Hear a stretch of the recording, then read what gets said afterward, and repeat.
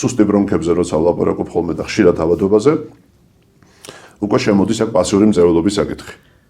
ხო, ამის მიღმა არ მინდოდა ეს ამბავი რომ გამეტარებინა მე. მიშო, კარგად მოусმინე. მე ჩემს შევთერთ არ ვიცევი, ერთი ეგ შემიძლია თამამად თქვა. კაი ბატონო, ეხლა შეხედე უკვე კონტროლისენი იქნება კიდე ჩაკითხვები. ხო, ხშირად ასე მეკითხებიან ხოლმე. ძალიან იშვიათი შემთხვევა როცა მეტყვია რომ მე ბავშვთან ერთად ვეწევი ან სახლში ვეწევი. და ვეუბნები რომ ძალიან კარგი, მადლობელი ვარ ამის და გთხოვ ეს ასე ვთქვათ შეინარჩუნეს პრინციპები და არ დაარღვიოთ ეს. ზოგი მეტყვის ხოლმე არის ხოლმე რომ აი მე საკითხარაშოში მოვწევ და ამას არ აქვს კომპრომისი ჩემგან. იმიტომ რომ არ შეიძლება სახლის სივრცეშიც კი ვინმე მოწიოს. მე რამოდენიმეჯერ მომიწია ერთ-ერთი შტატი კალიფორნიის შედარებით უფრო ლიბერალურია, მაგრამ ამადოს მკაცრი რეგულაციები აქვს. აი რა პარადოქსია. აი ამერიკის შეერთებული შტატების ეს ერთ-ერთი ყველაზე დიდი შტატი, თითქმის 40 მილიონი მოსახლეა. იქა ლიბერალურია ძალიან, მაგრამ აი სან-ფრანცისკოშიც ვიყავი. აი მაგალითად 12 საათის მერე სან-ფრანცისკოში პირობითად ვამბობ, არც ერთი ღამის კლუბი და არაფერი არ არსებობს. უბრალოდ აკრძალულია რომ გაგრძელდეს იქ კეიფი და დროსტარება. ყველა მიდის სახლში. და მეორე მხრივ, გამორიცხულია რომ ვინმე საკუთარ სახლში მოწევა ნებადართულობა კონდეს. ან შენს აივანზე.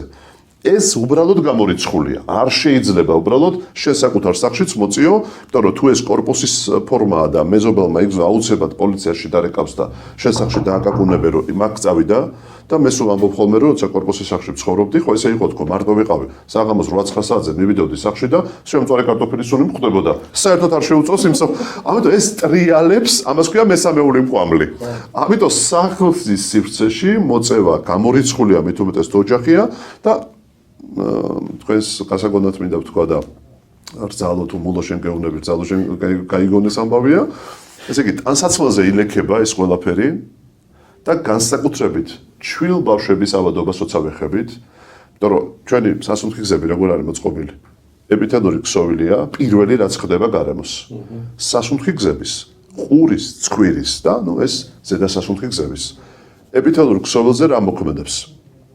ალერგენი, ვინც ალერგიულია, პოლუტანტები, ჰაერის დამაბინძურებელი, გამონაბოლქვებიდან სამშენებლო მტვერი და ბაქტერიები და ვირუსები. პოლუტანტების ერთ-ერთი ყველაზე აგრესიული ნაწილი არის სიგარეტის კვამლი.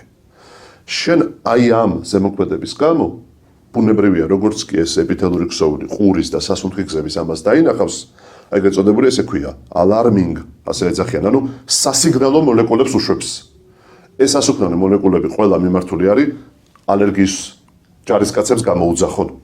ანუ მოიყვანონ იმ ორგანოებსა და ქსოვილებში, რომ ალერგიული პროცესი მერე განვითარდეს. ამიტომ მე ვეუბნები, ტანსაცმელი მინიმუმ ზედამაინც გამოიცვალეთ, როცა გარეთ მოწევთ და მერე უკან, როცა ბავშვი გინდა მოიხუტო, ეს ჩვილებს განსაკუთრებით ეხება, როცა კომუნიკაცია და მოფერება და ხელში ჭერა უფრო ხანგრძლივად ხორციელდება. ამიტომ და კომპრომისი არ მაქვს კიდე არანაირ გამახურებელ თამბაქოზე.